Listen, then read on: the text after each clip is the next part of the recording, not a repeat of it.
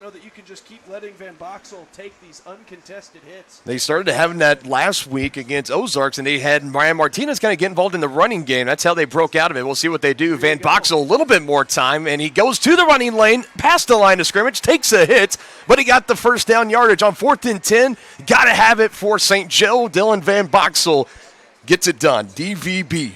That was very, very close as he got to the line of scrimmage, getting back inside those hash marks, but just able to do it. And you notice they left two guys in to block there, right on cue. So now goal to go here for St. Joe, a chance to tie the game.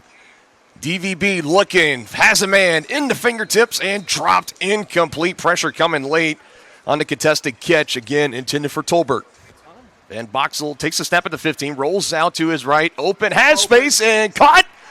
And there is your first St. Joe Goats touchdown in the garage here at the Civic Arena. It belongs to Otis Odom. Did they say incomplete? He had it, came down with it. Oh, man, they're going to say incomplete. Yeah, the wall knocked it loose. He did not survive the ground because the wall, he reached up with one hand to hold up like, hey, I got it, and rammed it against the wall. Oh, man. He was 99% of the way there. Maybe they try to go back to him. Van Boxel, this time incomplete. Bobbled around. Lorenzo Thompson, the closest one to it. Yeah, just trying to throw it up to one of his taller receivers. And again, that pressure from Duluth. I mean, they're sending three guys into the backfield on every play and getting pressure in a 7-on-7 game like the Arena League. That should leave some guys uncovered downfield, but there's just no time to find them.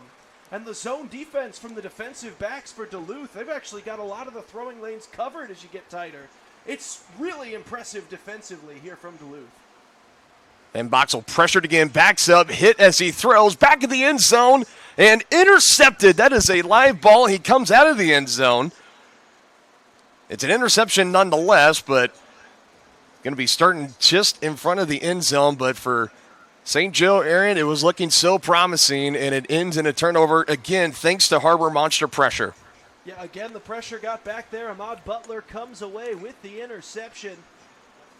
And again, it's the Duluth defense in a league that is primarily all about how much fast-paced action there is, all the offense, all the scoring. And St. Joseph, one of the best offenses we've seen last year, they were unbelievable. And obviously last week, that second half, unbelievable at how just efficient they are offensively, the big plays, the athleticism that they bring to the table, and Duluth has shut it down. Three drives, turnover on downs, and then back-to-back turnovers. This one is thrown. It goes, oh, there we go. It goes off the video board here in the arena. It's going to be ruled an incomplete pass. So for those that might be familiar in downtown Kansas City with the Sprint, now T-Mobile Center, it's kind of got that video board hanging up over the middle. It's just like that here in the Civic Arena in St. Joseph, and that ball was thrown high in the air, again out of distress from Javonte Johnson. It went off the video board, so they rule it incomplete. So now we know that is ruled as basically out of play.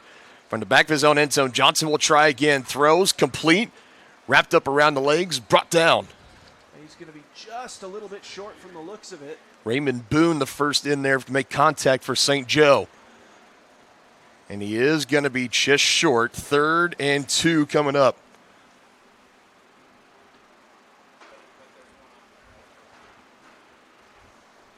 So big third down here for Duluth, and for St. Joseph to try to get off the field in a clutch situation. Johnson's going to pitch it back. He has his man. He can take off and run. This is Brockman, the other quarterback, and he throws, and it's bobbled and incomplete. Nifty play trying to get it to Ladarian McAllister, 6'4", 220 pounds out of Lakeland, Florida. And good defense there from the Goats. Now 4th and 2 upcoming. Yeah, McAllister was the one who snapped it back. And they just tried to leak him out there. They sold that was going to be a running play real hard. And then tried to leak McAllister out. The Goats did not bite. 2 yards to keep the drive alive. Johnson looking for the deep ball. Trujillo in coverage. Incomplete. Well covered by Trujillo. Up against the 6'3" Dan Williams. But that was Trujillo, the 6'2", one of the bigger defensive backs for the St. Joseph Goats. And St. Joe needed that one desperately, and now they're going to get great field position right back. And now you feel like this is the time for St. Joe. You need to capitalize on this drive. You've had 3 already, have yet to strike any points. 2 of those 3 ending in a turnover. The very first one ending and turnover on down. So prime chance here inside the Harbor Monster 15 now. Van Boxel, plenty of time. The most he's had all night. Gonna run. Kept it in the lane, and he's tripped up and knocked down. I believe Daniels Jr. was the first in there. It was Derek Daniels Jr., high phenom athlete for this Harbor Monster team, as he holds Van Boxel to a rush of just about 1 yard. Nothing more than that.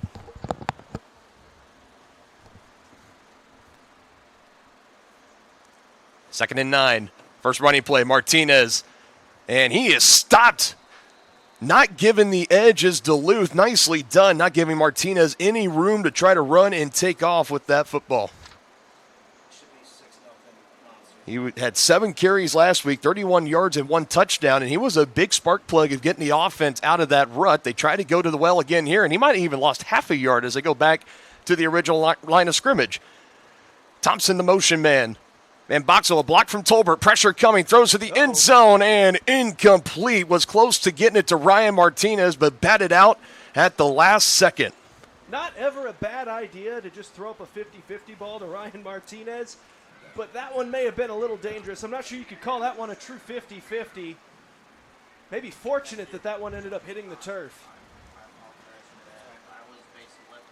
4th and 10. Final try again. Trying to take advantage of the turnover on downs. Van Boxel surveying, fires! Touchdown, St. Joseph, Lorenzo Thompson. And Thompson goes up high, and we are an extra point away from St. Joseph inexplicably being back in the lead here, Dylan. They felt completely like they had just been overwhelmed in the early portions of this matchup, and their defense being able to create those 2 fourth down stops to keep them alive in this thing while their offense was trying to find their footing, that's going to be massive, because now it's only a 6-0 game. It's felt like more than that, but it's only a 6-0 game. Now Martinez, and not going to get there. Well, now it's a 6-6 game, but the fact that this thing is tied after how this first half has mostly been going for them, I think St. Joseph has to be feeling good about that.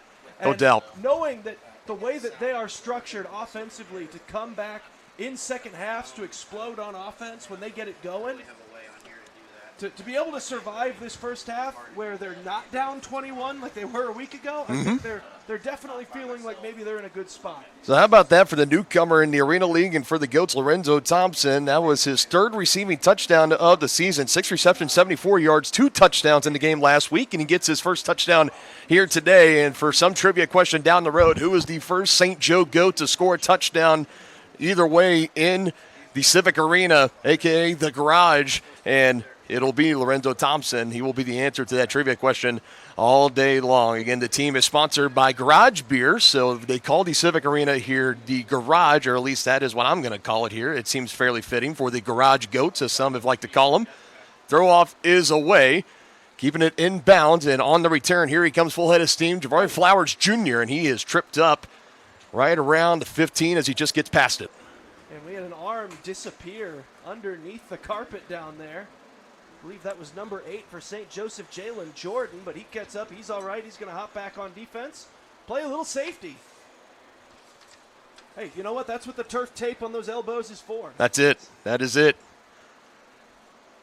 So Goats back on defense. Harbor Monsters back on the attack. It has been quite a game already, and we are tied at 6 as we are in the second quarter, just a little over 8.5 to go until half. Here's Johnson quickly getting it away to the speedster up the boards and colliding in. Kevin Felder Jr. able to take it. And now the marking is where exactly was he called out against the walls. They say it is second down as they're going to spot this right at midfield. So about 2-3 yards left to get. Call it 2 for the first. He seemed to think that he was never touched when he hit that wall. He was asking the referee. He got touched by at least 4 hands, I think. And they tried to pretty much do the same play but over on our left side of the field. If you're on offense, it's on the right side of the field, and it goes incomplete again. So trying to get with that quick catch and run to Felder to let the speedster use his time. I think they're ruling this a catch, Dylan. Well, it looked bobbled initially. If he did catch it, he just got back to the line of gain. So it's basically still just 3rd and 2. They pitch it back. Brockman, he can throw. He's a quarterback, and Goats get tripped up. Throw to the end zone. Did he catch it? Yes, he did. Touchdown, Harbor Monsters. And the throw down to field, Ladarian McAllister. Great catch. Took the hit, survived the ground. Fence didn't break up a play on this one, as there you can see him going up high. It was Angel Mata, number 10, in coverage for St. Joe. He's got the lone defensive interception for the team so far this season. He tried to get a shove there at the end, knocked the ball loose, but able to hold on to it was McAllister. Going for one here. Trying to take a 7-point lead. Johnson going to roll out to his right. Pump fakes now, fires a bullet. And he get it in? He did. So what an answer for Duluth. Again, here today without their head coach, Tony O'Neill, suspended 2 games. But man, they are coming in here to some hostile territory. Second road game in a row to start the year for them. Ring night will be next week as they host the Wise Guys from Hot Springs. And that was a great response from Duluth, going right down the field and scoring, also converting on the 1-point try. So now a 13-6 Harbor Monster lead as we are barreling towards 6 minutes left to go in this first half.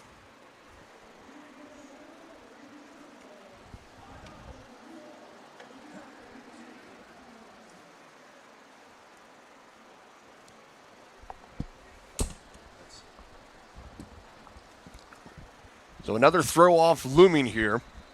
So we'll see who will get those honors. Derek Daniels Jr. is going to be the one to throw it away for Duluth. Odom is back to receive for St. Joe. Southpaw delivers. It's got to go 40 yards, so at least to the 10-yard line, and it bounces at about the 7. Lane, there goes Odom with the speed and a juke. And again to midfield. Flag comes in late. Otis Odom, he had a wide open lane. I could have gotten 15 yards out of that return at least. He takes it just past midfield, but we'll see what this flag is first. Yeah, there might have been a reason for that lane being that wide open, I guess. Take a look if you can see it on the back end there. They threw it kind of where the hole opened up. And the call is holding, so what you were alluding to, Aaron, is correct. So it takes a drive that was going to start in Harbor Monster territory, will now back the Goats up, and they will start at around their own 8-yard line. Van Boxel is going to take this upcoming snap in his own end zone. And we'll see if they can get Boo Smith involved at all. Not a target yet. Martinez was the motion man. Van Boxel going to try to float it to Martinez, trying to go down the field. Oh, and he brings it in. One-handed catch. Touchdown, Goats! Ryan Martinez, we talked about never a bad idea to give him a shot at a 50-50 ball. And that one goes nearly 50 yards. 50-50 ball. He says, I only need one arm, one hand to bring it in. What a beautiful throw. One-on-one coverage. Oh, that's just a nice snag. He's still down in that corner. Duluth calling for medical staff almost immediately. Now he's back to his feet. What a grab with one hand, Ryan Martinez. He was making plays like that all last season. He's the big play threat. Boo Smith, obviously everyone knew him the MVP season. Does it a lot with his speed and quickness. Ryan Martinez, the big body guy. More of a run after catch and go up, get those 50-50 contested balls. My goodness. And right there, showcasing it brilliantly. And now suddenly it feels like the floodgates have opened and it's on, baby. It'll officially go down as a 42-yard touchdown pass. Van Boxel pretty much from the goal line, so it went 50 yards through the air. So now for the 1-point conversion to tie. Van Boxel pressured, trying to veer back, and not going to happen. Into the wall, a slew of Harbor Monsters are there, and it was Samson Ty again, the first one there. Dangerously close to spilling some drinks, I think. But So you want to know what the Arena League is about? This little second quarter, that's a good indication of what this is all about there. One play, high explosive offense and scoring. That is what we love to see. So 42 yards to hook up from Dylan Van Boxel to Ryan Martinez, and now makes it a 1-point ball game. So now we'll see if the Kansas City Goats defense can come back and make another big stop. Doing it kind of an unconventional for their own style of way. with a couple of fourth down stops here in the first half is how they've been getting the ball back. No takeaway, or sorry, they do have one takeaway off the fumble recovery, but that was something that they specialized in last year. They were the leading takeaway defense in the Arena League, and that's something that Coach Dorsey preaches all the time. As Dorsey Golston, a former safety himself, had 4 interceptions his senior year at Wyoming, all-conference, Mountain West. Local Casey Mo kid out of Southeast High School, still is a coach at Lee Summit North High School. Oh, what a hit right near midfield. So a good return, but he pays a price for it. Does Felder Jr. laying the wood down right there at midfield, but a good starting field position here for Duluth. You got to love the fan engagement already. We got some hooping and hollering from the fan crowd, from the fan clan here in St. Joseph. This is kind of what we were alluding to in the pregame, that you could kind of get the sense that a town like St. Joseph was going to jump all over an opportunity like having their own professional team here at the Civic Arena. They know a little thing or two about hosting some very high championship caliber football teams, and the Goats just add on to that here. It's a great opening night here at the Civic Arena. What a nice little snag here. Able to catch it one-handed, able to avoid a tackler or two. Marcus Sessmans, the tight end defensive lineman, 6'3", 230 pounds from Baltimore, Maryland, his first year with Duluth. Makes a nice little snag there. Moves the change for the Harbor Monsters. As they're looking for yet another response here. So we'll see if St. Joe can finally make a play on a ball. Pressure, Johnson, incomplete. So pressure from Carl Ware. He was coming in like a bullet. Forced Johnson to get rid of it early. Couldn't quite get it to his man. 2nd and 10. Trujillo was a monster at getting those interceptions a year ago. 8 total interceptions, what he finished with. 4 of them he took to the house for touchdowns. Hasn't been able to get a hold of one yet, but still plenty of time here in this ballgame as we dip under 4 to go until halftime. 13-12 ball game. Snap back. Johnson with time, starting to run out. It's Ware again with pressure, dumps it out. Great two-legged tackle. Able to keep the receiver from not going far. It was McAllister, but flying in on the tackle, I believe, for St. Joe was Raymond Boone, number 3. His first active game this year for the Goats. He did not play last week, but he is suited up, and that is what he can bring. The 6', 200-pound man out of Bowie State University out of Landover, Maryland. Yeah, that was a great open field tackle by Boone. Bringing the Boone on that hit. Sticks him with a 3rd down and 11. Monsters haven't moved in back-to-back plays. 3rd and 10. Mata coming with pressure. Brockman steps up. He can run in the lane if he wants to.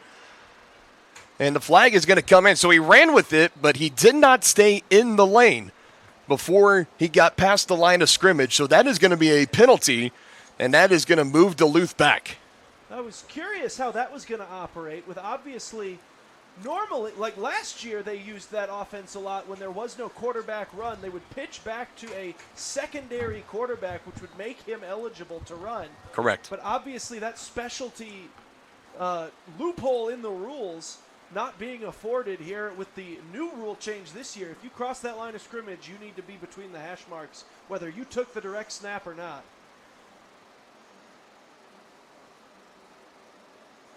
Well, they are going to talk about it.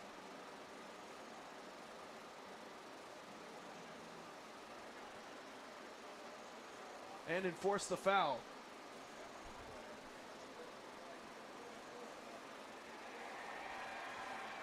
And now you can hear the cheer from these home fans here in the Civic Arena.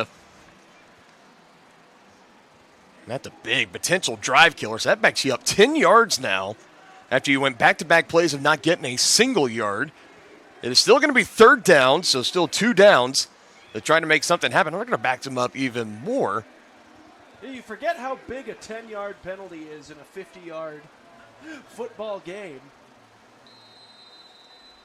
Well, 10 yards should have backed him up to midfield, but it almost looks like there was something else there at the end, and it was a 15-yard penalty added on top of that. So now Duluth at their own 10-yard line, pretty much needing to go the length of the field. And now another flag is going to come in. Play will be blown dead. This is the 3rd false start penalty of the night for Duluth, and they are starting to run out of real estate to back up into. And I believe you are correct, by the way, about the 15-yarder. That's why some officials had their hats off by the end of that. It's usually what happens when you've already thrown your flag. Probably what the big chorus of applause after the first foul had already been called minutes prior from this St. Joseph crowd. And now, needing the 4-yard line on this end of the field to get a first down, Dylan. So it's 3rd down and almost 40. 41 officially. In his own end zone, through the air, down the field, and it is, I think they're going to say caught. They're going to have a discussion about it. I believe they're going to say he caught that. Yeah, they're going to say he caught it, and he's a yard shy. So from 3rd and 41 to 4th and 1.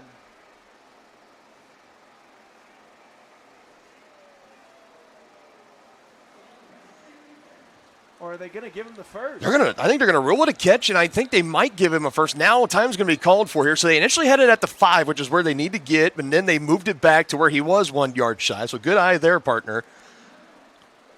But how about that throw from his own end zone, traveling 45 plus yards through the air, and it was Jamal Couch that came down with it. 6'5", 240 out of Mississippi State, a product of the SEC, second year in the Arena League. His first with Duluth. Last year he was with the Iowa Woo.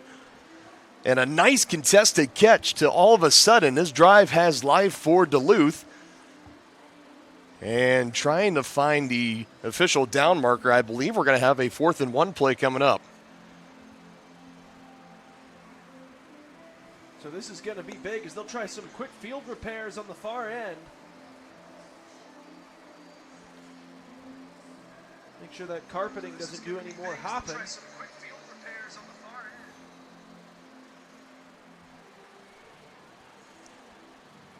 See dance team performing in the end zone opposite of our position right now. 13-12 ball game. Harbor Monsters on top of the Goats. We welcome everybody in here. Dylan Funk alongside Aaron Feely. And we just had a monster play for the Harbor Monsters. A throw from their own end zone, and it is caught.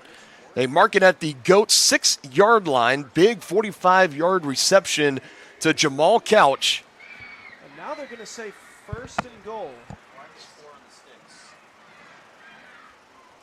Say they're calling it that, but I believe they still have 4th down on the sticks, and now the officials are going to get and talk with this. Again, they needed to get to the 5-yard line to get the fresh set of downs. And as of right now, they're 1 yard away. So 4th and 1, that appears to be it. So here we go. So they just haven't picked up the first down stick. Correct. Really the only issue. That is it. 4th and 1, Johnson expecting the snap. Behind him, Hassan Brockman. It goes to Brockman. Avoids Mata to the end zone. And it is, they're going to say caught for a touchdown. I believe they are. Another skirmish there in the middle. And trying to see Brockman throws 50-50 ball, and he brought that in. Oh, my goodness, another touchdown. I believe that was the initial quarterback, Javante Johnson, who came down with it. Johnson this time will throw. Fade to the back corner. Yeah, that one ended up off the bleachers. As we got Mike Reynolds for the Goats, and that is number 44, Travis Whitlock of the Harbor Monsters with some extracurriculars after the play. Officials separate them quickly. So a 7-point Duluth lead.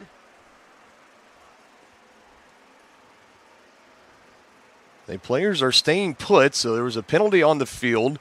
On each side, which offset. So I believe that was the Whitlock and Reynolds for some unsportsmanlike, as it was kind of one of those things. If you're a former offensive and defensive lineman, you know how things can go sometimes. You get the horns tangled up and you go just a step or two after the whistle, and that appears to be what the case is there. So I think it's just offsetting personal fouls.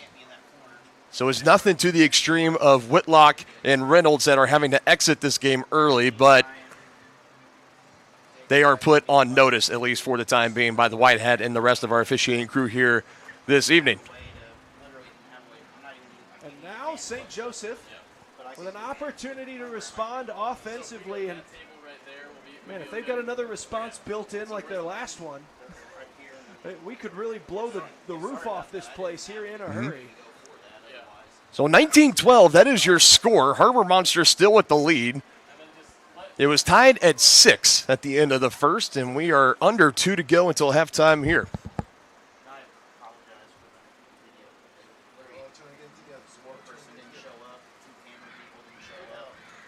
Throw off is away, and that's heading out of bounds. I think, did it stay in the corner of the end zone? It appears to be the case. I thought every indication was going to say that was going to head out of bounds.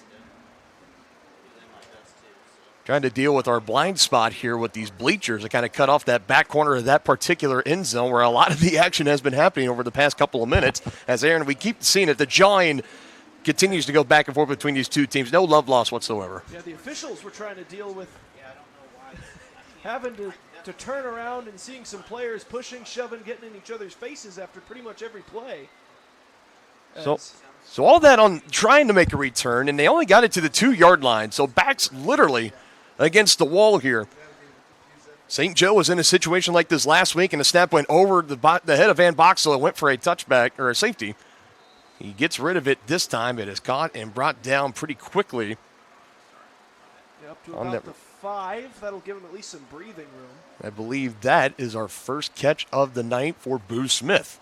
Yeah, they've had him staying into block, chip right off the edge initially on a lot of these plays, which is an interesting use of the reigning league MVP. Pressure immediately, Van Boxel away, and it's over the head of Martinez. Not close enough for him to try to make a play on it. Defense closing in fast into Ron Maxwell. But the common theme for this Harbor Monster defense, Aaron, it has been the pressure they have consistently been able to get on Van Boxel. And with his back literally against the wall in his own end zone, it doesn't make things much easier. Yeah, this is going to be a high-pressure third down situation.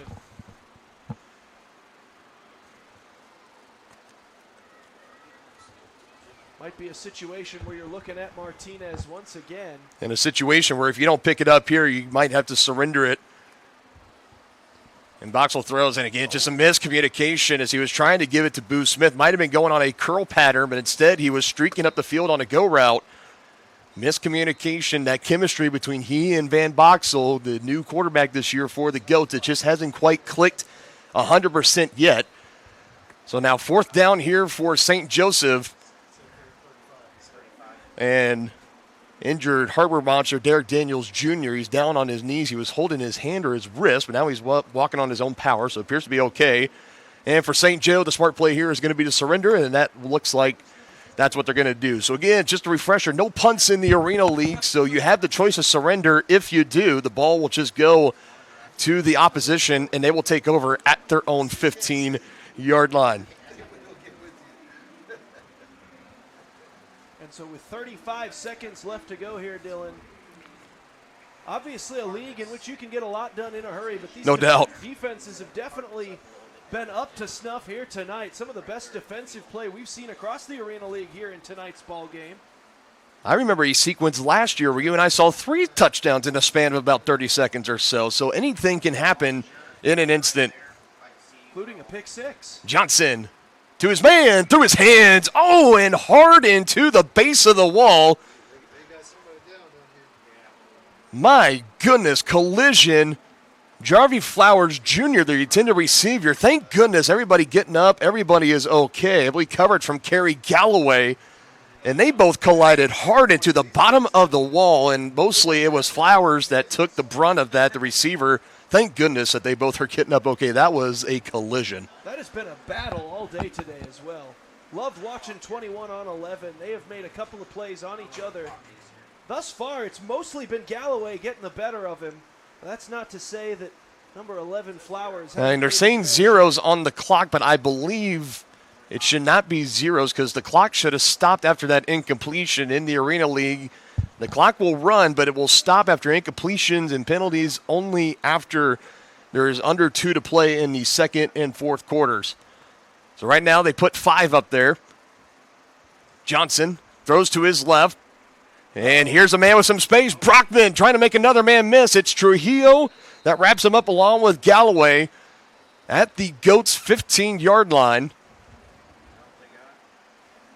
Pierce timeout is being signaled for the first down.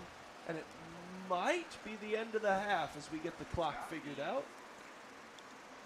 Well, now they have the official, the red cap, who is essentially his sole job is keeping track of the time and the pace of the game. So he is going to come in with our white hat crew.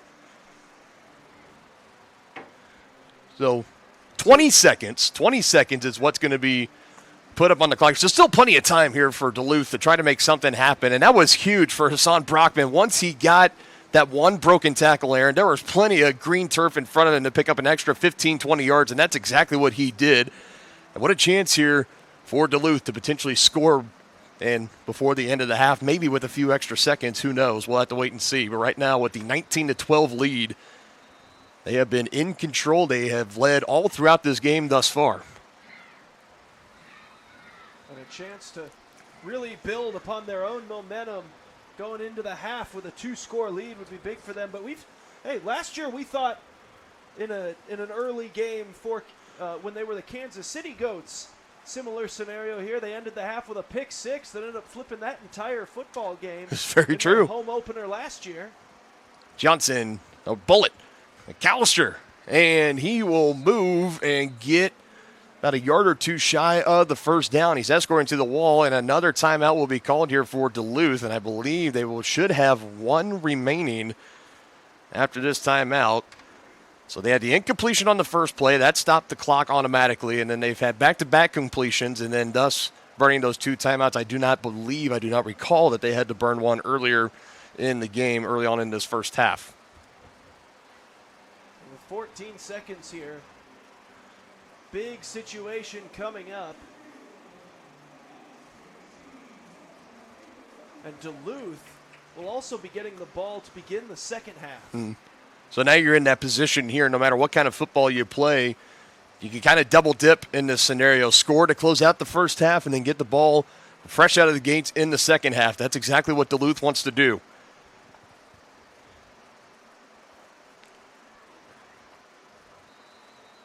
"14 seconds. Johnson right behind him is Brockman. He throws it right by us, and it's incomplete. Fans scampering over to the ball. You get a ball in this league as a fan, you get to take it home and keep it. What an ultimate souvenir. And, for the Goats, they pretty much had a second defensive back on that. That fan was over to that ball in a hurry. Yeah, and he hasn't returned. The guy who came over and snagged the ball, he booked it through the curtain. He hasn't come back. He's taking that one home, I think. Little fade route to Dan Williams. It went incomplete. His hands went over the wall, lost contact of it. Fan took it. Haven't seen him since. He might be running out of the Civic Arena with his souvenir. 8 seconds on the clock. You can see Carl Ware itching. Here he comes, and a throw from Brockman. No call yet. They call touchdown. They have. And a flag there towards the end. And you kind of felt like this game was building towards seeing one of those at some point. Touchdown all the way. Clean catch. Contact taking him down into the wall. So another 6 on the board here for Duluth. There it is, 25-12. Flags are thrown. We'll see how they want to sort these out. As I believe where things should stand just on the base of that last play, the pace of it, I should say, there should still be maybe a second or two left in this ball game. They'll have time for the conversion regardless. 2 seconds officially on the game clock. But more penalties to have to assess over here for these officials who have been kept busy tonight in this game. Again, it has been chippy from the start. A lot of jawing, a lot of action going back and forth. Unsportsmanlike's being handed out here against Kansas City, or against St. Joe, pardon me.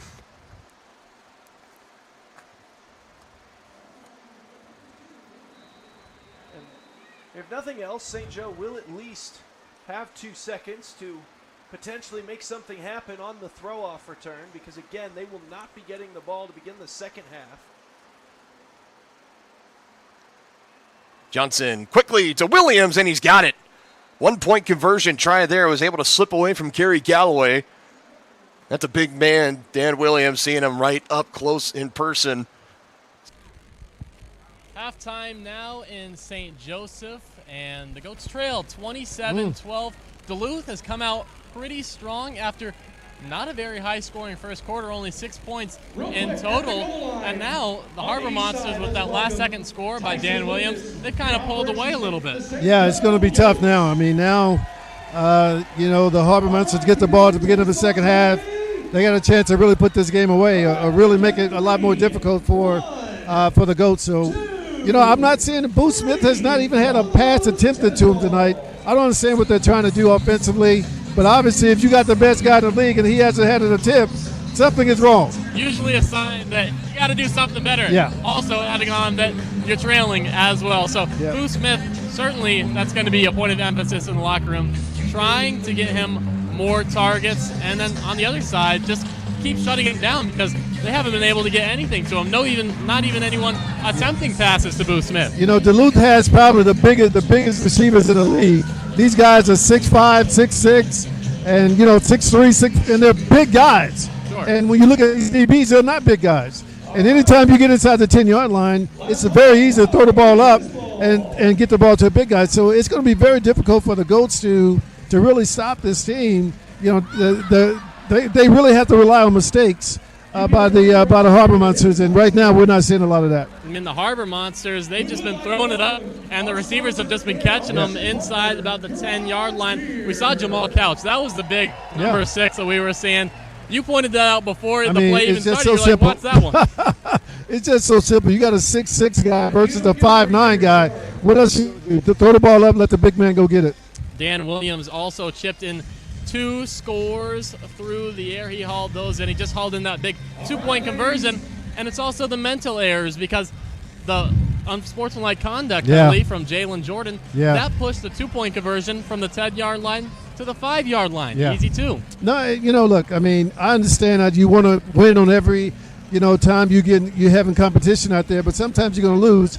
And not that you have to be good with it, but you can't double that by getting a penalty and things of that nature. And I think right now the Goats are so, jacked up, trying so hard that they're making a lot of mistakes. Tony O'Neill, the head coach for the Duluth Harbor Monsters, was suspended 2 games prior to this one for inappropriate comments made on Facebook. And now the person that steps up is the defensive coordinator, Michael Johnson, and you really haven't seen much of a lapse, if anything. No, these guys are a machine. I mean, they figured this thing out at the end of last year, and it's really, really tough for teams to come up to their level at this particular point. I thought the Goats were a team that really challenged with the Harbor. As we see right now, it hasn't happened. The Goats 7-1 in the regular season last year. Dylan Van Boxel, the quarterback for St. Joseph, 2 touchdowns and an interception. Those 2 touchdowns were to Ryan Martinez and Lorenzo Thompson. So they had a little bit of success early, but it just seems like the Goats offense can't keep up with the Duluth attack that just keeps coming. Yeah, look, I mean, anytime Duluth has the ball, you can almost count that they're going to, put the ball in the end zone. So when you get the ball, you have to score. You got to find a way to score because if you don't, you're just going to find yourself falling behind. Now, the first quarter, they were struggling a little bit, both teams. Duluth got theirs going in the second quarter, and the Goats have yet to get that done. This is the first ever Goats game in St. Joseph Civic Arena, so make sure you download the Fan Club app for exclusive experiences. You can even watch the second half in the box with Mr. Hall of Fame right here by my side, Mr. Big Shot. So you can do that if you download that app. Much of other cool prizes as well. But right now, 27-12 is the score. Duluth leads. If we want a key to the game for the Harbor Monsters, they're up right now. What do they have to do? Look, I mean, they just got to come out and play good defense like they've been doing. Right now, we haven't seen any sparks from the Goats offense at all. So long as they don't give up big plays, because I'm sure they're going to they've got to come out and throw the ball to Booth Smith some kind of way. And as long as you can shut him down, they got a good chance of walking away with a victory. And then what about on the other side? The hometown team, St. Joseph, playing their first game in St. Joe. They trail by a wide margin. What can they do to get back in this one? Yeah, they've got to find a way to make big plays. And, I want to say stop Duluth, but I don't know if that's possible with the defense that they're employing right now. So it's going to be tough for them. But, you got to play hard and try and make this thing happen. A pretty impressive crowd on hand for the first ever Goats game in St. Joe. A lot of attention, of course, coming from that Garage Beer sponsorship.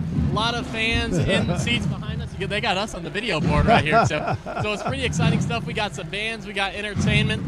Pretty hard hits, too. I mean, those boys were banging into the walls all game long so far. Look, man, everybody's playing hard, and you can always appreciate that.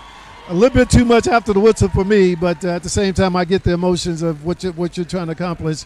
But hopefully they can come out and play a clean second half and get this thing accomplished. We were right by the St. Joseph bench. A lot of chirping, a lot of extracurriculars going on. Not a lot of words we can't repeat. Exactly. But right now, Duluth has the bragging rights so far. We're going to see them talking, and we're going to hear them talking for sure. 27-12 is the score right now. Duluth leads St. Joseph. Thanks for tuning in to the Arena Game Day Halftime Report. For Riley Underwood, for Tim Brown, we will catch you after the game on postgame. Enjoy the rest of it. Michael Johnson, the traditional defensive coordinator, he's taken over as interim head coach in between that time. Offensive coordinator Dominic Coby and special teams coordinator Jason Howard is the rest of the staff for Duluth. As for St. Joe, you got head coach Dorsey Golston. We mentioned him, the local kid out of KC-Mo and Southeast High School, college football days at Wyoming, all Mountain West player multiple times during his stint up there with the Bronc Busters. Special teams coordinator is Jason Jones. Offensive coordinator is Tyrone Groves. Offensive line coach is Gabe Frank. And Dorsey Golston, head coach. He's also the defensive coordinator in this game. Looking to make this 15-point comeback as Duluth will get the ball to start the second half. Throw-off is down the field, taken into his own end zone by Felder Jr., and he is tripped up at around his own 15-yard line. Good job for the throw-off recovery team to get down the field and limit a big potential play right out of the gates. Yeah, and I tell you, Kerry Galloway has impressed me so far here in the early goings of this game, making the tackle right there. He has been physical, and he has been explosive on the back end, broken up a couple of deep shots to this point, and he's not been afraid, despite being a smaller framed player, listed at 5'7", 150, but he has stuck his nose in there a couple of times and made some big hits. In his first year playing at the professional scene, he is feeling right at home here in St. Joe. First play, again, no surprise, they go to Dan Williams as he brings it in about 4.5, 5 yard gain right out of the gates. Again, he's been the big threat against this defense earlier, Aaron. 6'3", 200-pound man out of St. Louis, Missouri. His first year here in the Arena League and with Duluth. He has spent many a times around the professional football scene, including stints in the NFL and mini camps with other teams like the Jets, the Seahawks, and the Browns up in Cleveland. He's fitting in right at home in Duluth. Oh, good pass rush there. Oh! Incomplete, and a flag comes in. Knocked loose by Raymond Boone. His first game here as a GOAT. Didn't appear last week, and he put the hammer down, but a flag comes in immediately. Could see some potential helmet-to-helmet contact. Yeah, he might have brought the helmet down just a little bit there. And unfortunately, that's going to go from a great play to a 15-yard penalty and a free first down. Waiting to see if they get a replay queued up here to see what exactly happened. I mean, it's always one of those things to make that kind of call in a bang-bang scenario, but it's a first down. And they are moving it up for Duluth. They'll be at their own about 21-yard line, getting close to midfield. Williams, the motion man. Johnson looking to throw, incomplete. Getting there again is Boone. Maybe a half tick early as he knocked down Felder Jr., but the pass way behind him, it goes incomplete. Yeah, I think they're just going to say, good old uncatchable right there. That one was right into the turf. Kevin Felder Jr., interfered with or not, was not going to be able to pluck that one off of the shoestring, so just a simple incomplete pass. 2nd and 10. Felder Jr., the man in motion. Johnson going to heave it to him, and he gets tripped up by the shoelaces. That's an automatic flag. Yeah, I don't know if they were going to him or they were trying to just load up the fade to Dan Williams, because Williams and Martinez ended up right near that ball. But, yeah, obviously the flag going to come in for Felder Jr., getting absolutely tackled from behind by Raymond Boone. So this drive not going great for number 3. Boone going to get hit for his second foul on the series. Pass interference penalties in the Arena League, not spot fouls. They are 10-yard penalties. So think in high school, think in college, where it's 15 yards, not spot fouls. That's how it goes here. So just a 10-yard penalty, but now that moves Duluth into GOAT territory. Johnson to throw, behind him to Brockman, who he can throw. He does. 50-50 ball, and it goes incomplete. Raymond Boone, we've called his name out plenty already on this first drive in the second half, able to get a fingertip on it as that ball was just kind of heaved up via the pressure on Brockman. Yeah, they were trying to get that one to Marcus Sessions, and I say trying to get it to him a little bit loosely. Might have just been a throwaway, but honestly, if Boone had been playing the ball right out of his hand, instead of trying to keep a hand on Sessions throughout that thing, I think he's able to get back and make the play. But instead, he wanted to make sure he knew where his receiver was, and it might have cost him an interception. Another 2nd and 10. Quick go. Johnson able to give it off to his man right near the sticks. Keeps rumbling. Whistle was blown. Play is dead. Where will they mark him? They're going to say he did not hit the wall, so they're going to give him the full progress of that play. That'll be 1st and goal from about the 6. Ladarian McAllister again on the catch, and he takes it close to the 5-yard line. So another change that's been made. Last year, the walls were viewed as dead, so as soon as you hit it, the play was done. This year, if you make initial contact and you're not kind of forcefully stopped or your momentum is stopped, they will let the play keep going. That's a good example of it right there. Now Johnson looking to throw again. Pressure coming across his body and batted out. Incomplete. Boone again, but it was pressure from Carl Ware that got back to Johnson, and that's one of the rare times where we've seen Johnson get knocked down to the turf. Yeah, I think now Duluth is maybe starting to try to locate number 3 on defense. They've been targeting Boone on this series, but there he makes a great play defensively. Best way to keep a team from trying to pick on you is to give them a reason not to, and making plays on the ball like that will be a quick way Duluth will start going somewhere else with this ball. Brockman stepping up. He can run with it in the lane, trying to avoid a couple of tacklers, and he's not going to get there. He's going to be taken down, but inside the 5. They'll mark him, let's say, right at the 3-yard line, so pretty close distance here for Duluth. Already in goal-to-go scenario. Good tackling there for St. Joe to keep him out of the end zone. At least going to make him run one more play. 2 plays to get 3 yards to continue to widen this lead and break the 30-point seal for Duluth.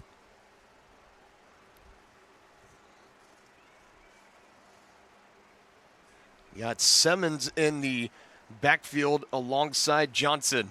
He's over to his right. Give it to him. Sessoms trying to run it, and doesn't get very far. No, he does not. Maybe back to the line of scrimmage. If not, he might have lost a half-yard or so. So we'll see how much we're able to see of this play live as we get to a big-time 4th down. So from the middle of the field onward towards that far side of your screen for everyone watching at home, you see those bleachers right there. They are cutting off our view, but we are watching along on the big board up top. They pitch it here to Brockman. He's looking to throw. He throws it to the end zone. Duluth is saying touchdown, and it appears to be. So he ditched it to Brockman. He threw it to the end zone wide open there and able to bring it in almost uncontested. Ladarian McAllister. And again for this Goats defense, Aaron, they get Duluth down to their final potential play, and the Harbor Monsters just seem to find a way to hit pay dirt. Yeah, this is what made Duluth the league champions a year ago. Arena Mania champions against Iowa. And you're seeing that championship mentality on display here early on, and the Goats trying to get back to it after being last year's #1 regular season team.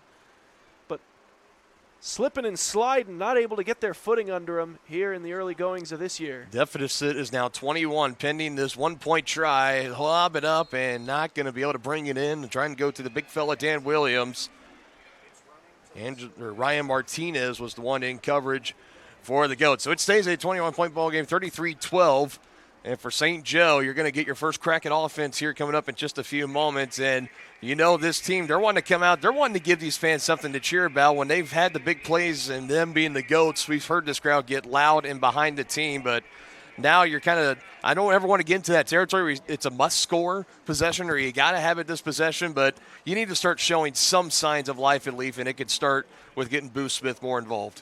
Let's see if they can get him involved down the field as well. Martinez, obviously another big play threat, but Boo Smith's the speedster, and 1 catch for 4 yards is not a general stat line for the reigning league MVP. He finished last week, 8 receptions, 123 yards, and 3 touchdowns. He had 1 reception for 3 yards, just like he did tonight last week, and then he exploded where his final 3 catches of the game went 25-plus, and all 3 went for touchdowns as that game got on late in that game where the offense finally erupted for St. Joe. Going to need a little bit more of that here. Can use a good return from Otis Odom. Let's see if he can do it here. A little bit of a wobbler. Might have grazed the top video board here in the arena. He takes it past the 15-yard line and up against the walls. And extracurriculars again here. This time it's Adrian Tolbert and Tony McCraw for now we get the green light. Here we go. So change being made here. Team down 21 points out of half. Trujillo will throw and right to Thompson, who is immediately taken down. It from behind. Number 24 for Duluth do not have a 24 on the roster given to us, unfortunately, but he made a nice tackle as Thompson was able to pick up about half the yardage. Good opening play here. Try to keep yourself on schedule. And now Boo Smith in motion. This is more how I thought they'd use him. Trujillo with time over the middle. There's Boo, and he pitches it back. Has it to his man Adrian Tolbert. Helmets come flying, as do flags. It was Martinez, the one that lost his cap. And it looks like a flag could be coming in here and a penalty possibly against Derek Daniels Jr. and the Harbor Monsters, and that appears to be the indication. Yeah, it was a first down regardless, and now they'll get a few bonus yards for some altercations after the play, and there's been a fair share of those all day. So to throw to Smith there in the middle, able to pitch it back. Tolbert was there, was able to pick up about an additional 5 yards that Smith may or may not have been able to get to and tack that penalty on top of it. And this is exactly what you wanted here if you're St. Joe on your first drive in the second half, down 3 scores. So now all of a sudden at the doorstep, goal to go from the Duluth 10. Uh-oh. Throw from Trujillo and goes incomplete into the bleachers. Martinez trying to grab it, and also in there Tony McCraw. And little skirmish again. No flags thrown yet. Yeah, that was, I believe, Martinez.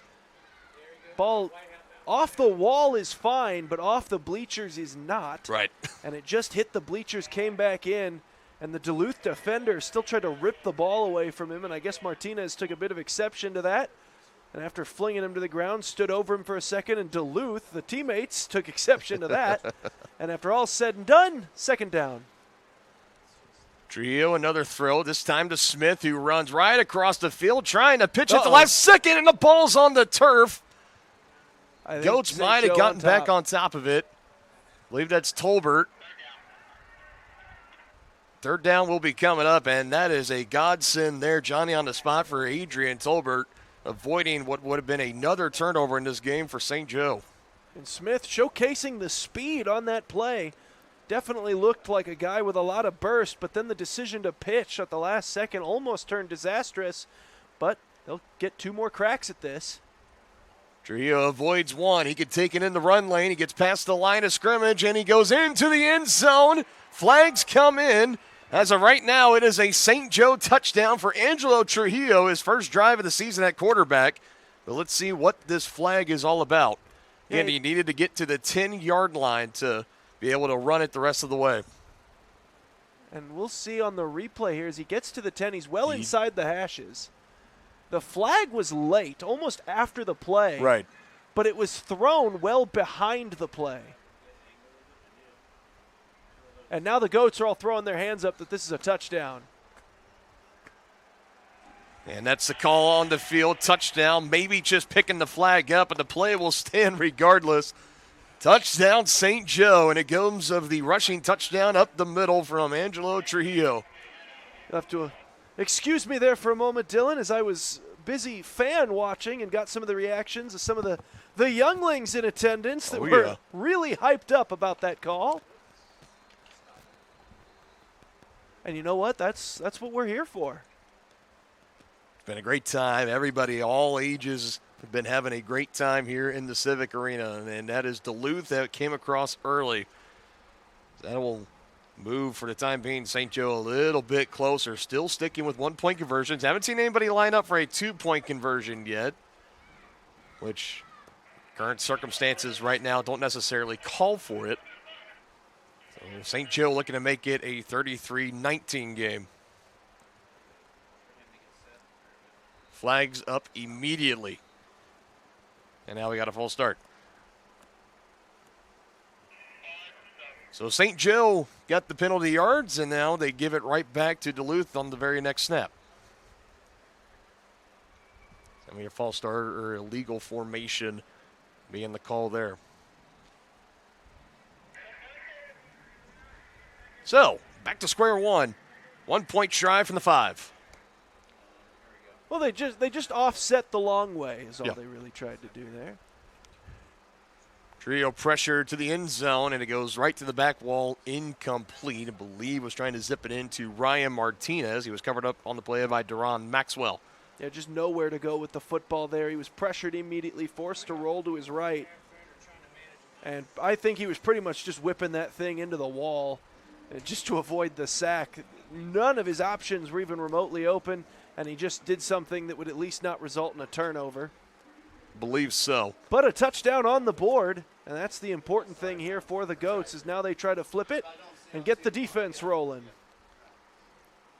So conversions have been hard to come for tonight so far for St. Joe. They're 0 for 3, but still plenty of ball game left. And now for the defense, just got to find a way to start stringing together a couple of stops or two, maybe get a turnover, and all of a sudden you got a brand new ball game.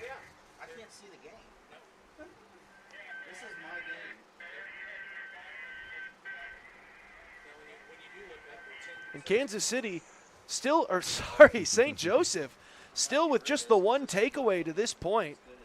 And that was early on in the game. No interceptions yet. And I think you have to imagine that's something that Duluth came in with attention to, is make sure that you are careful with the football because you know St. Joe. And that one might have been off the scoreboard. Either the scoreboard or the ceiling entirely. It was Lorenzo Thompson on the throw off. Now, now you almost got me saying it. For St. Joe last week, they struggled mightily with these throw offs, and for the Ozark Lunkers, they had probably 5 or 6 penalties on throw offs, and that led to, again, the team gets the ball at midfield at the 25, and that one from Thompson, I think it actually hit off the ceiling into one of the rafters because it didn't look like it bounced off the scoreboard. But nonetheless, it did not go the necessary 40 yards. It's got to fly through the air and land inside the opposing 10-yard line, and then from there it is game on. But half the field to go here for Duluth. And play will be held up again. And we got our answer with the low-hanging scoreboard here in the St. Joseph Civic Arena. Off the ceiling is the same as out of bounds, so it is a penalty in the ball at midfield.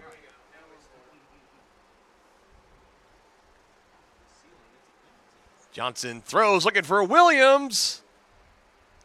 Incomplete. And once again, back deep in coverage. I believe, no. It was actually Ryan Martinez in coverage. I was about to give his credit to Gary Galloway again, but He had Boo Smith back there as well, so Smith plays sparingly on defense, but clearly deciding they were in big need of a monstrous play. So in he goes. pass complete over to the side where Boo Smith is covering. It's caught and completed. Boo Smith, they only really played defense one true time for a full game, and that was last year in a home game against Iowa Woo, and that was on his birthday, Aaron. You and I were on the call for that one where he had the trifecta of pick sixes that game. That got him some massive attention against a lot of local Kansas City news media outlets, and rightfully so. He is one of the stars of the Arena League, and now another defensive change being made as he's out there on the field for Coach Golston, the head coach and defensive coordinator for St. Joe. Williams, the motion man, pitch back to Brockman. He's going to throw, and it is incomplete. Yeah. Not usually where those of us that have played receiver at any point that consider ourselves on the longer end don't usually like him way down there. Dan Williams, 6'3", threw it down at his cleats.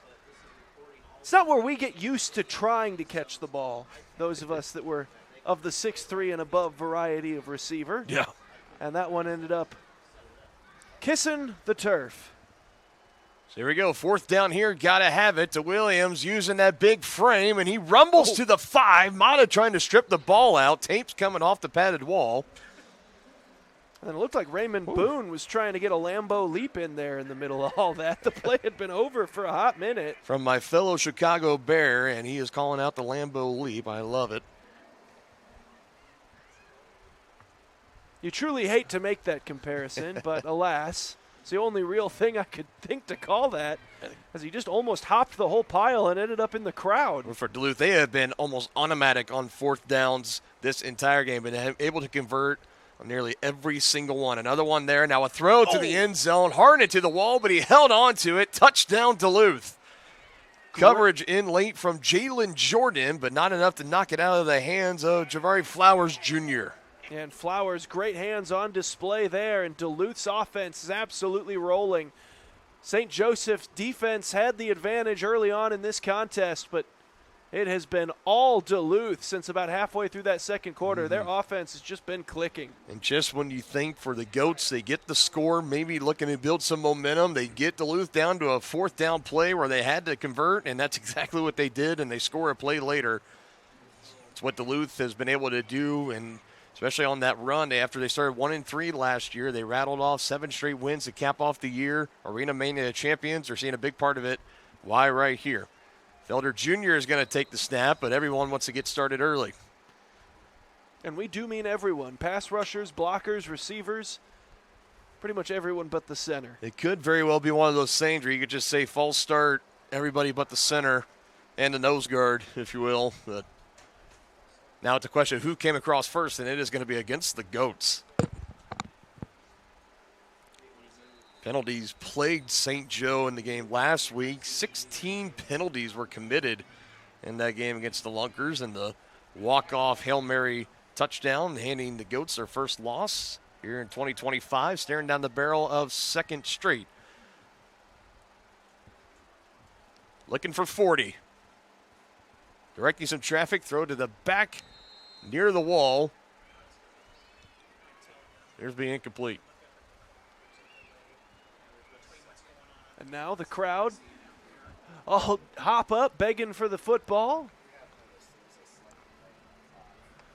Doesn't look like they're going to get one this time, though. Not this time, so conversion no good, so it stays Duluth 39, St. Joe 18. As the clock is stopped, 2 minutes, 19 seconds left to go in this game. Again, still plenty of time for St. Joe to make something happen. We have seen crazier things happen here all across the Arena League, but right now it is looking pretty much all in favor of Duluth. This has kind of been their calling card, though, for the Goats. As of recently, to end last year and to begin this year, going down by these big margins, and then the offense just explodes in the second half. We'll see if they can complete a comeback if they're able to get one started here, as they have fallen just short of finishing out the comeback the last 2 times, but certainly never out of a football game the way that they are able to just rattle off points in quick succession as Odom tripped there. Trying to make a couple of men miss, and he will be wrapped up for progress. Will take him right to the Goats' 15-yard line. That is where they will take over. So one drive at the helm at quarterback for Angelo Trujillo as he got handed the reins to start the second half. He led the Goats right down the field for the touchdown. He rushed it in from about 10 yards out. And it looks like for Coach Dorsey Golston III, he is going to stay with that, sticking with the motto, if it ain't broke, well, I'm not going to fix it right now. See what this offense could do on their second drive under Trujillo.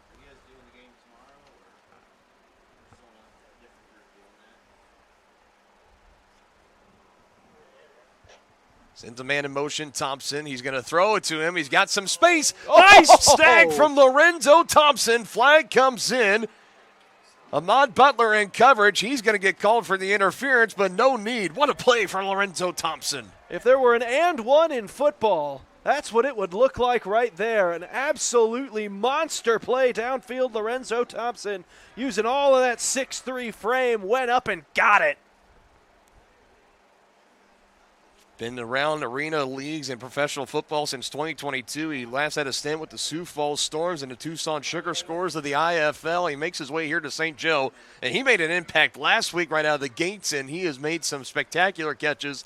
That one atop the highlight reel here tonight. Odom with the snap, pitches it back Trujillo. He can run, and there he goes with the lane. Angelo Trujillo, back-to-back rushing touchdowns. And there is a flag down.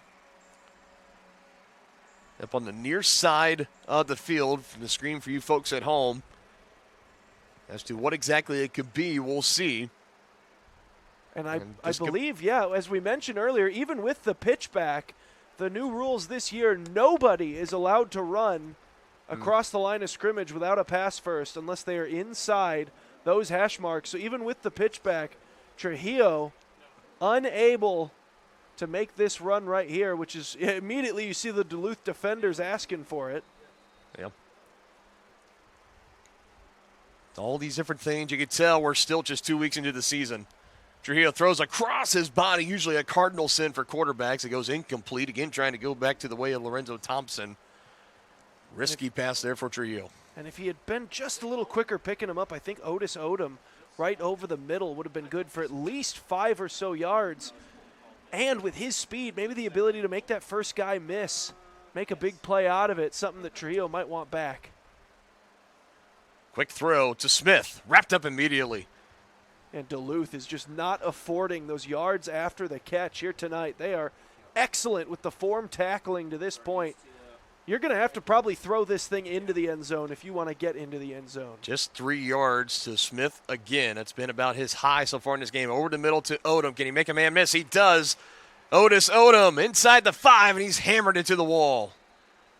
And what a play to break that tackle right after we said something. And you can see Oscar Scott trying to hurry him back up to the line, but this quarter is going to come to an end. So the Goats are going to have to go to the fourth quarter down by these 21 points. But Otis Odom's going to make this fourth down a lot more manageable after breaking that initial tackle, Dylan. He's got something cooking here. To the fourth quarter we go here at the Civic Arena. Monsters on top by 21, but Goats, they're driving. We'll be back with fourth quarter action here short.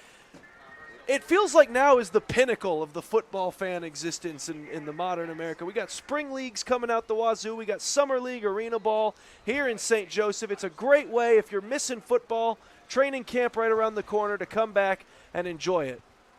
So here we go. Trujillo takes the snap, avoiding the pressure, throwing across his body again. Somebody is here. It's Ryan Martinez into the corner of the wall, able to secure it for the touchdown. I thought he was looking for you on that pass there for a moment, Dylan. He might have been. It was right in my line of sight. Ryan Martinez, just a little bit too good. He took it away from us up here in the booth, going up tall, making the catch, got himself wide open, and that is exactly what the doctor ordered for this St. Joseph crowd and these St. Joseph Goats as they look to start one of their signature comebacks. It's one of those plays you see Trujillo with pressure, looking to throw across his body as a coach. You're thinking, no, no, no, and then yes, there at the end. Big thanks to Ryan Martinez, reels in the receiving touchdown, his first of the evening. Goats still going for one. Trujillo awaits the snap, goes down to grab it.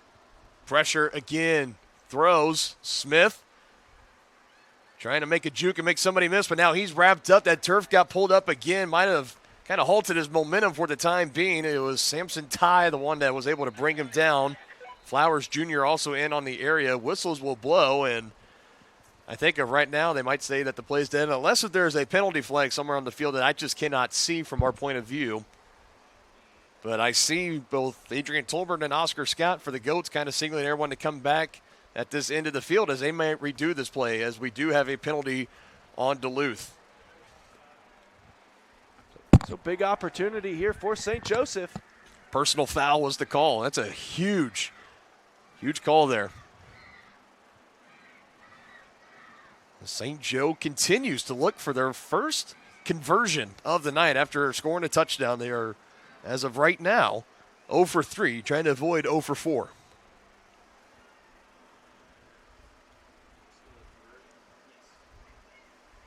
With time, Trujillo again, back corner, this time too high, and Martinez bobbles over the PA crew, and he falls down onto the hard floor here at the Civic Arena, and he is still down, and they are asking for some trainers to come over. He appears to be okay. It was more of just taking a hard fall, trying to get his breath, getting the wind knocked out of him. Ryan Martinez, as tough as they come, and he came directly over the wall, and he landed. Knocked the gate over. Yeah, right into the steel barricade, and that is pretty much concrete floor that is right below. Thank goodness he gets up okay, and he's going to trot off on his own power. The fans in that particular section also showing off some toughness.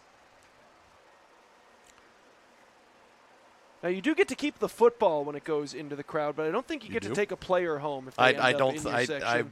That would be some weird rules, but yeah, I think that is definitely the right call. Always read the fine print, Dylan, when you're signing anything. And another thing, I mean, when you get these field side suites too, I mean, that's the excitement and what can happen here in the Arena League. You can have a player jumping over, getting into your space, and getting you close to the play. I see a fan here. She might have kind of made some contact with Martinez, incidentally, of course, as he was trying to make a play on the ball, and she kind of got hip checked on her side, and I think she's okay. But crazy, crazy action here in the Arena League. Throw off is on the way and takes a bounce and into our blind spot as it goes over near the far side wall. Well, I can tell you that it's definitely not going to be premium field position for Duluth from the looks of it. I don't think he got any further than maybe the 2 or 3 yard line, if that. They're going to mark him at the 1. So not that. Pretty much as well as that could have possibly gone for St. Joseph. Now, the one thing I am curious about, because if a ball bounces and it goes out of the back of the end zone or out of play after it bounces inside the 10, it is just ruled a touchback. The ball comes out to the 5. But, I mean, I would take that compared to just at my 1, but we'll see. Well, the Arena League is all about offense and athleticism, so you know these guys have a lot of faith in their athleticism. Nobody wants to just take the touchback, Dylan. Our Monsters have scored on 4 straight drives, and they give it to Felder Jr. to give him a little bit of space. Up the wall he goes, and they will mark him at the 10. So right out of the gates, a 9-yard play. That's exactly what they needed to get themselves out of the shadow of their own end zone. Great blocking, by the way, out in front by Dan Williams, and I believe number 11, Gervais Flowers. Johnson to throw again. This time it skips, looking over to his left, trying to feed it to his man, Marcus Sessoms. So now a 3rd down and 1, key situation here. This would be a key time for a potential Jayhawk and Mike Reynolds to get into the backfield and maybe get the first sack of the game for St. Joe. He had the lone sack last week.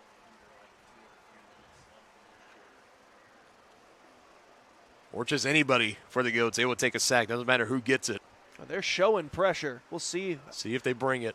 Yeah, who backs off? Johnson, the only man in the backfield. Here he comes. It's Boone that gets pressure. He throws. It's caught but dropped. Incomplete. Had the space. Would have been a big catch for Flowers Jr. Boo Smith in coverage. And now a 4th and short scenario. That was a well-disguised blitz from St. Joseph.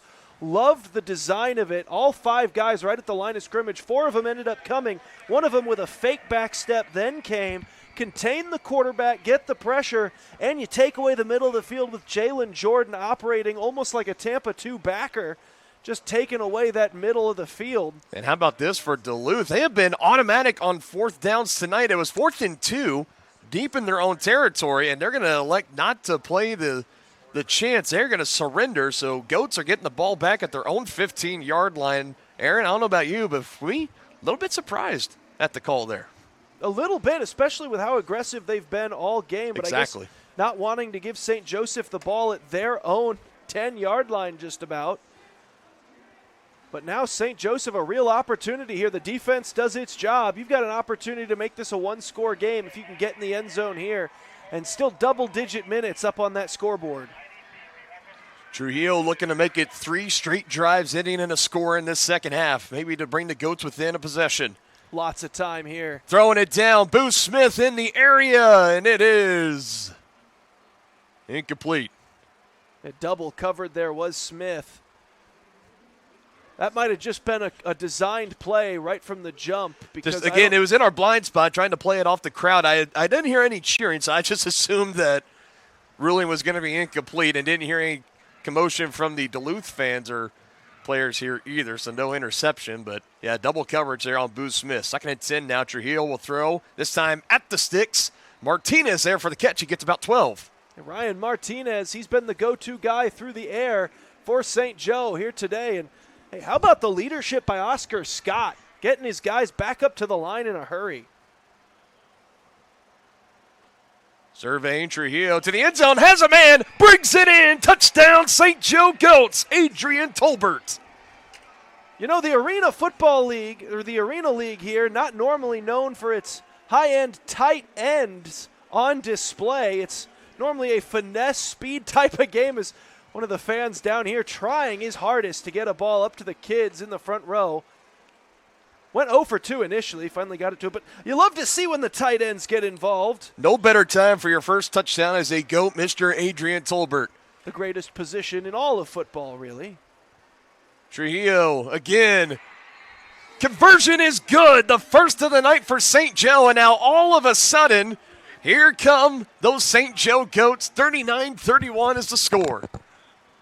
Climbing right back into it, St. Joseph got a little bit of life. This is what they have been doing week after week after week. Going down big, and then the second half comeback. And we might have another one on our hands here. And for Boo Smith, he finally hits pay dirt, if you will. He gets the 1-point conversion. And how about the change at halftime, Aaron? Go to Angelo Trujillo. He did not play. I believe he recorded one pass all of last season. Didn't take a snap at quarterback last week. Didn't take a snap in the first half. And Coach Golson says, we're going to make the change to you. Haven't seen Dylan Van Boxel back out here on the field. And it's been 3 drives, and all 3 have ended in touchdowns. And that last one on the conversion to make it a 1-score game. But that could change here. A big return on Maxwell as he makes a couple of men miss. Past midfield. Goats trying to strip the ball out. Play is still going into the wall. And just what you want for Duluth after seeing the big touchdown to kind of calmly and quickly put it into that big momentum swing in favor of the Goats. Here's the thing, though. No need to panic if you're St. Joseph. Oh, no, we climbed back and then we gave up that. Hey, this is the Arena League, and there's still over 10 minutes left to go here, Dylan. No doubt. Lot of time for anything to happen either direction from these two teams. But for Duluth, the first thing is first. You need points right now to answer what St. Joseph has been doing. You don't want them getting this ball back down just 8 and suddenly feeling like they've got all the momentum in the world. We saw Duluth not be aggressive. They could have gone for on 4th and 2 deep in their own territory. They surrendered. Goats just cashed it in for the touchdown. The wide open blown coverage to Adrian Tolbert. How aggressive will they be here trying to respond? He throws and it goes wide. Pressure coming immediately from Carl Ware as he is starting to get to Johnson. And that's been a big key in the second half for this defense as well, Aaron, for St. Joe, getting pressure on the quarterback. Yeah, and I talked to Coach Golston during the week, and he mentioned that the biggest key for him defensively has always been about finding ways to generate pressure. He thinks that's the key to football at any rule set, any level. And finally, we're starting to see it here in the second half. Jamal Couch was the motion man, and he's going to throw it, and it's intercepted in the end zone. Not touched. Angelo Trujillo. And there he is. We talked about him earlier. Trujillo, the team leader in interceptions last year. He was a big play threat defensively, and he's got this crowd back into it. And that's exactly what Duluth did not want to see. And now St. Joseph, not just because they've got the ball back with a chance to go down, but you talk about momentum. You talk about what it can do for a team when you're in the right mindset, not having to deal with anything getting in your own head, anything like that. I mean, you got to feel like you're on top of the world if you're on St. Joseph right now. If you score right here, oh, baby.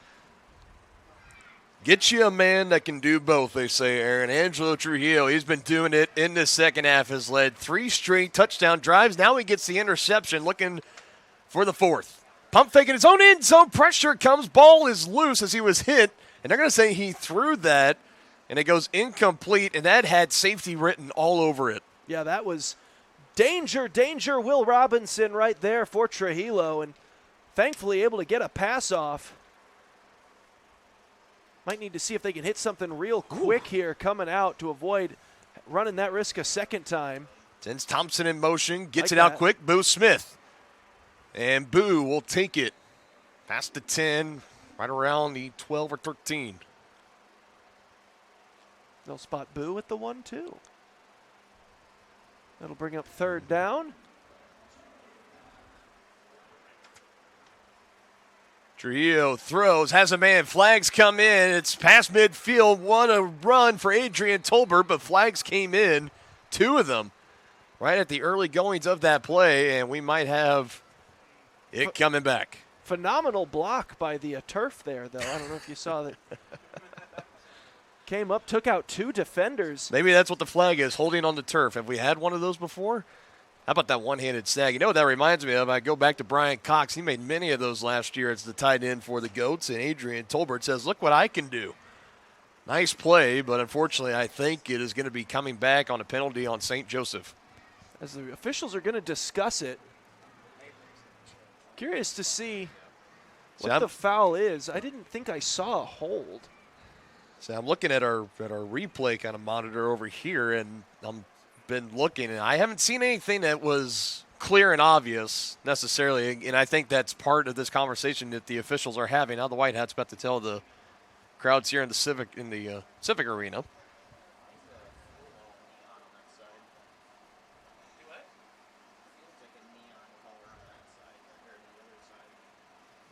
So yeah, definitely something against the Goats, and I think he initiated that it was. Okay, so it was an offside and a hold that offset. I'll say something was declined, so I knew it had to be 2 penalties, and good job for our guys getting that up here into the booth to us. Still 3rd down. Trujillo surveys, looks, finds Boo Smith. He's got his fingerprints more and more on this ball game, and he gets a big catch there up around the 20 for Boo Smith, the league MVP from last year. Great touch on that pass from Trujillo as well, just perfectly layered in there over the defender. All sorts of time. Now he finds it. Odom, and it's incomplete. Bobbled in and out of his hands. Another flag comes down late. Yeah, and that one in just a bit downfield, so we're going to have to see what that was all about. They are, however, talking to the Duluth coach. So an ineligible receiver. Yep. My favorite. Being the former offensive lineman myself, but let's see exactly who was too far downfield, and not. I'm going to tag that to Scott, Oscar Scott. That'd be my best guess to center. In the Arena League, everybody is eligible except the center. So I believe the ruling is, though, that if you go upfield as the center, you have to go at least 5 yards upfield. Oh, nearly intercepted as that one kind of came out of the hands a little wobbly. Was looking to get it to Odom. And for Angelo Trujillo, fortunate he didn't give his first interception of the night. In and out of the hands of DeRon Maxwell, who wishes he would see that one again. Yeah, just got to squeeze the fingers a little bit tighter next time. Near the sticks, looking for Thompson, and that's batted away, so incomplete. Duluth back to playing that airtight defense here. We're down under 7 minutes to go. The clock rules here in the Arena League. Sometimes these games will fly by on you. That was number 24. Again, don't have a name on the roster for 24. He's made some good defensive plays, and that was a good pass breakup. Bring up 3rd down for St. Joe. Little razzle-dazzle, Ryan Martinez trying to get a convoy, and now he's trying to pitch it back. Ball is put down. Oh, what a bad turnover here for St. Joe. And Martinez can make some special things happen, but right there, an especially bad mistake as he put the ball on the turf. He might have been looking to throw a pass or pitch it. And Duluth comes up with a monster play with 6:31 left to go. That's going to set him up with a 1st down and goal. And you want to talk about backs to the wall for St. Joseph. This could be a killer. There were multiple blue jerseys in the area, dark blue, I guess I should say, in this particular matchup in favor of Duluth. And for Ryan Martinez, that one, he's a playmaker, but I think just trying to do a little bit too much with that. Now all of a sudden, a gift for the Harbor Monsters at the 10. Goal to go. Pitch it off here, running up the field, Sessoms, and wrapped up by Big Mike Reynolds as he's brought down. Great play by Boone as well, coming up. Showcasing a little courage, going up against a bigger receiver in the open field. Tripped him up. Reynolds obviously finished it off, but that is a good start defensively for St. Joseph. The defense can somehow hunker down and hold the Harbor Monsters out of the end zone. That'll spark this crowd back up again. Duluth trying to cash in on the turnover again. Sessoms breaks one tackle inside the 5. Convoy brings him down. Inside the 5 goes Duluth. Still 2 downs to hit pay dirt. Great tackling in the open field by St. Joseph here on this series. Duluth, though, hoping to capitalize. And some quick hands on display, by the way, from Brockman. A couple of plays in a row. He's just had that quick flick of the wrist, got that ball around a blitzing defender. Brockman throws, deflected and incomplete. It went off the hands. And then off the wall, I believe, off the top of the wall, not the bleachers. That ball was live. It was, you're until right. it hit the ground. That could have been a wild play either way, but now a big 4th and goal. And how about this opportunity for both of these teams? This game could swing in a huge way, one way or the other, right here. This is definitely a play that we could bookmark and look back on when this game goes final. St. Joseph still showcasing all kinds of different blitz. Brockman looks. gets rid of it, has his man. He goes in for the touchdown. It's Flowers Jr. once again. And I think St. Joseph was arguing that there was blocking downfield before the pass, but uncalled. Boo Smith still looks like he was trying to plead his case. As we'll take a look at the replay. And, yeah, I'm not sure that was officially blocking. Just kind of boxed him out like a basketball player. Probably a great no call there from the officiating crew. Yeah, Raymond Boone trying to plead his case, but again, I mean, looking after that replay, I like the no call there. Good play, and once again, Duluth comes through on 4th down. Now a 1-point conversion, definitely somebody going early. And this has been a great example of just the early season miscues that you will see at any level of this game, of kind of those little false starts, the holdings, those little miscues that you can tell that these teams are not quite at midseason form yet. So back Duluth up 5 yards from the 5 to the 10. Travis Whitlock looking back at Brockman saying, let's hone in here. Let's get this one in. Even though they're going to go from the 10, it's still only a 1-point conversion off the 5-yard penalty. Brockman avoids pressure, has a man, and brings it down as he sits on his backside. That is a great play by Brockman, avoiding the pressure. That'll make it a 15-point game. 4:19 left to go here, Dylan, and we have seen St. Joseph pull off some crazy fourth-quarter maneuvering to get themselves back into football games. Do we have another classic on our hands here? No doubt about it. I think the big key thing that we're going to look back on the second half, the quarterback change was made. Angelo Trujillo steps in for Dylan Van Boxel. 3 straight scoring drives, and then they got started on their 4th after they were able to hold Duluth off that interception from Angelo Trujillo, and then all of a sudden off that turnover, now Duluth takes that in for a touchdown. That is a prime way of kind of halting a team in their tracks. It'll be very vital here to see how the Goats respond out of this, as Odom will make his way back, ready to return this throw off as he was heading down to the wrong side of the field, and now he'll make his way back to the far side. Nice heads up for Marcus Sessom to let him know, hey man, other way. 4 minutes, 19 seconds to go in this game, down 15 to St. Joe. So definitely need a score, a stop, and then another score. And the quicker, the better. I love seeing Oscar Scott making sure that he got his team's attention after every play on the last drive, getting them back up to the line of scrimmage. Look to see that same high tempo here on this series. Waiting to throw off, trying to avoid that scoreboard, or it's going to be, and he goes off the rafters, so there you go. It's going to bring the Goats in midfield. That's an easy way to save some time. Derek Daniels Jr. Only need 25 yards.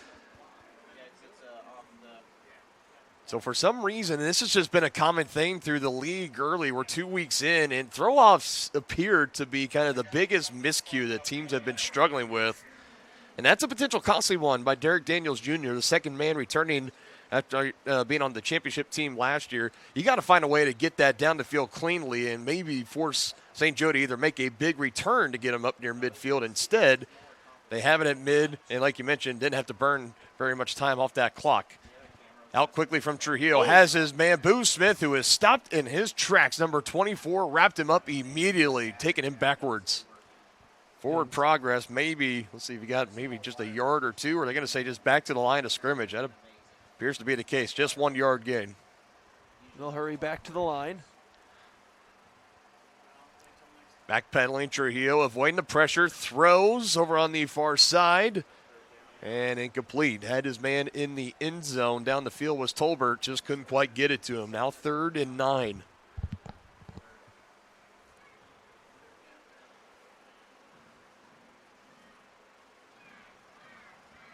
High pressure situation here for St. Joe. Trujillo wants it. He gets it. Whitlock closing in on pressure. Throw down the field, and it is caught by Thompson. We got a flag back near midfield. I believe we had a Duluth player offside, but we'll check if that's officially what it was.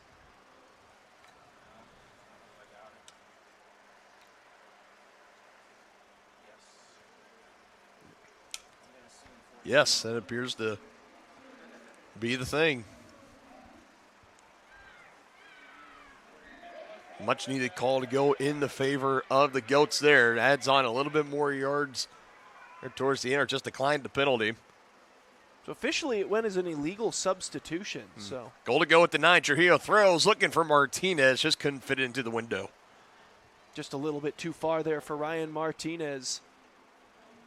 Fortunate that one wasn't picked off. Normally an overthrow on a post route is trouble. But they'll live to throw another day. 2nd down and goal. Smith and Martinez near side. Trujillo going to try to run, and he will jump and not break the plane, so he is going to be down at about the 1 or 2. Might have been better off just trying to lower the shoulder there. I believe so. Ended up at the 1. He kind of took key from a fan that was kind of pointing like, hey, try to jump up, and I think he took it and still just gets a little bit closer.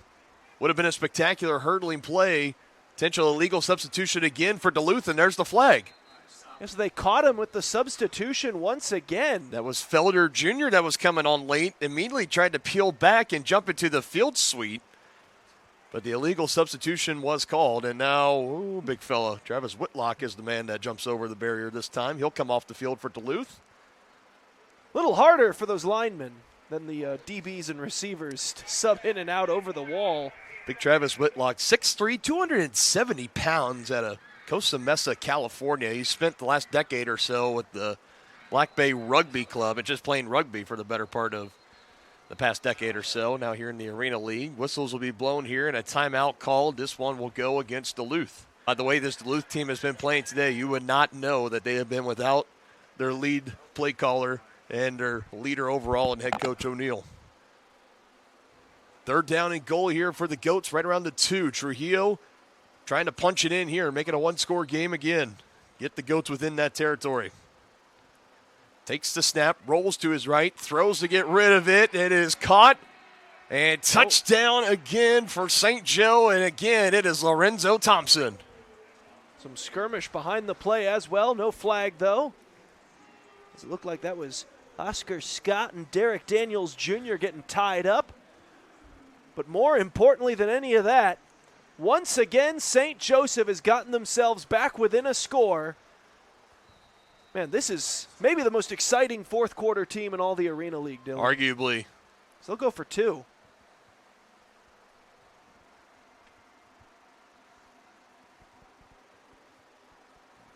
With time for Trujillo. Might try to take it himself. He can run with it just being a 2-point conversion instead of trying to go for 1, fighting hard, and he is in there. What an effort. Show off the gumption there, why don't you? What a play by Angelo Trujillo. And the finish. Return man is Deron Maxwell.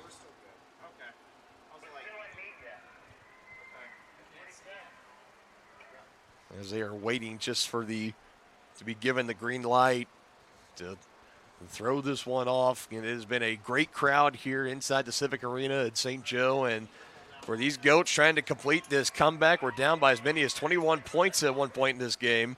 As this throw will get down into the chest of Maxwell. He fields it. Could have a holding penalty coming in here. Haven't seen a flag yet, but nonetheless, it'll be up against the wall for Maxwell. He'll be stopped as he just passes the 20-yard line. I thought initially when he was cutting it out to his left, there was a Goats player that was trying to reach out, and it looked like he might have been held, and that would have been the last thing you wanted to see there if you were a Duluth fan, but instead the return stands. He picks up about an extra yard or 2, so call it about 1st and 10 from the 22-yard line here for Duluth.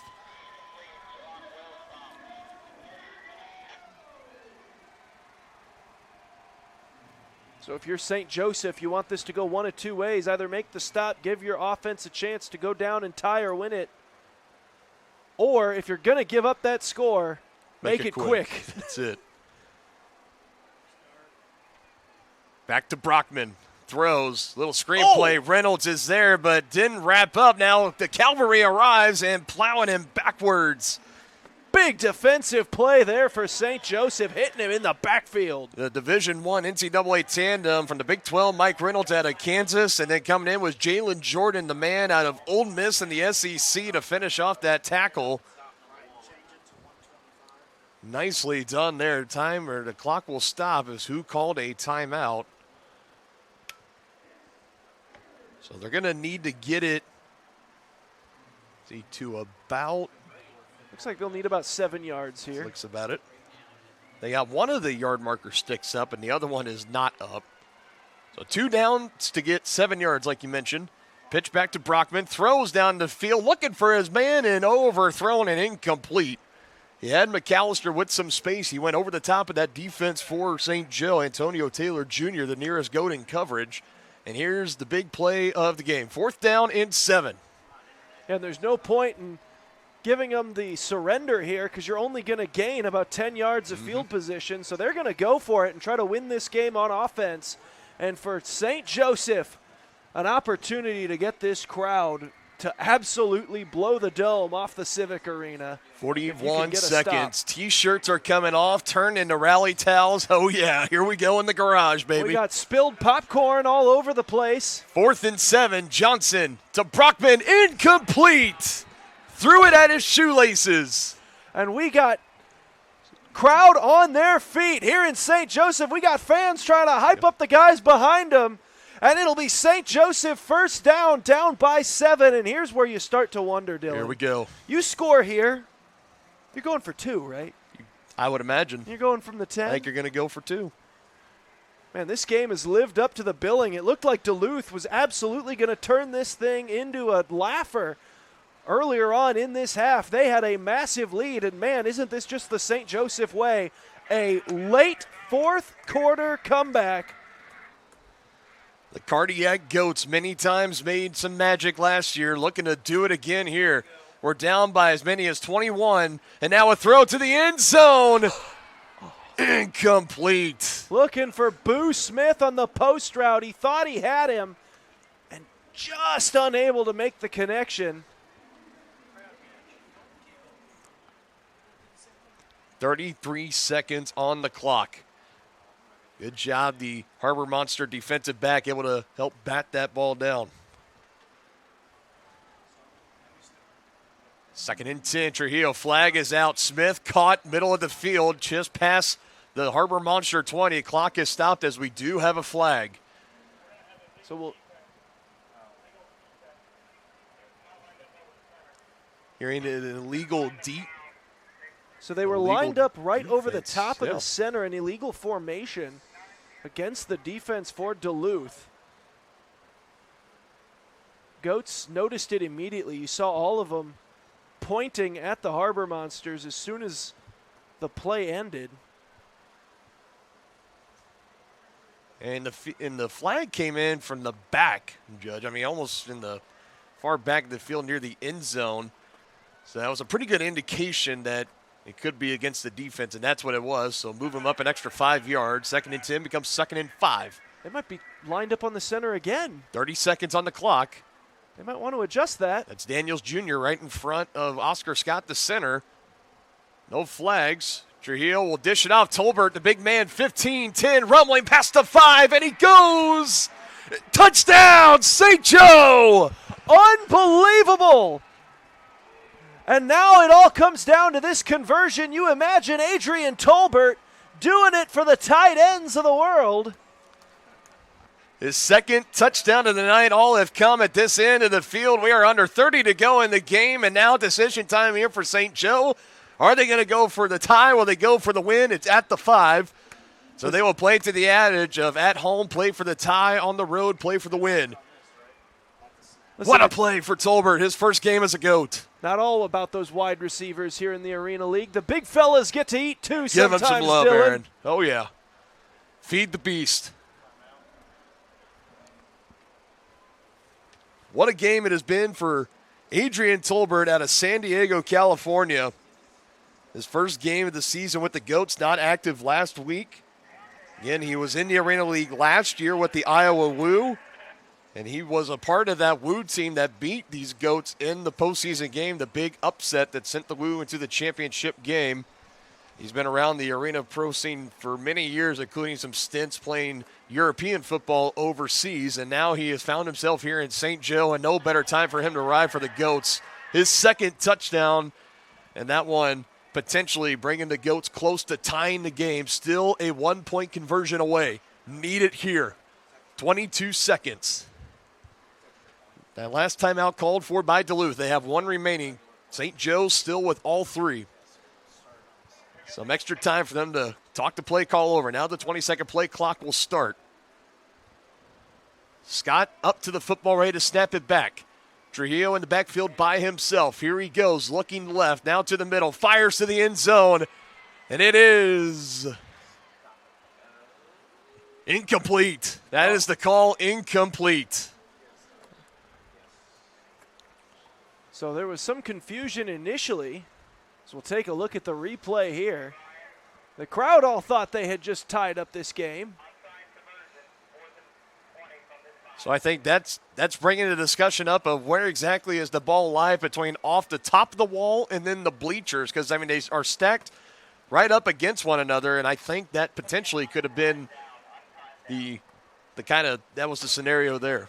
So here we go. Here's one of the unique rules of the Arena League. No onside kicks, of course, because it's throw-off, so they're going to take a untimed fourth down play from deep in their own territory. And it's pretty simple here, Dylan. Get this to keep yourself alive down by one. If you fail, Duluth's celebrating. That's it. If St. Joe does not convert, 16 left to go in the ball game, it is pretty much all but over. You need 20 yards here. You need to get to midfield.